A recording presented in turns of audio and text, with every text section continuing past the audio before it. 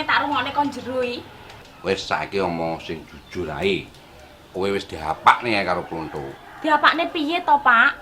Lah wong wis digawa turut ora-ora dijak turut tengah tebon, terus diludeske karo Plonto. Sing ngomong kuwi lho sapa? Kalau manusane sing urip kena mbok takoni. Oh walah to, Pak. Pak sampean ki lho ketoke ngerti. Tur terpandang ning kene iki. Kok yo dijek iso percaya karo omongane gendut celeng. Mungkin iki bocah apik, Pak. Bocahe lho wis ngeterne aku. Sik gelem nukokne aku sembarang barang. Ki mau bocah lah sini ning kene Pak ngenteni sampean pengen pamitan arepe mulih mau. Lho kok jaran cangkem-cangkem begenggek omong amrane dibuku. Budal talil saiki, Pak No. Gak talil-talilan.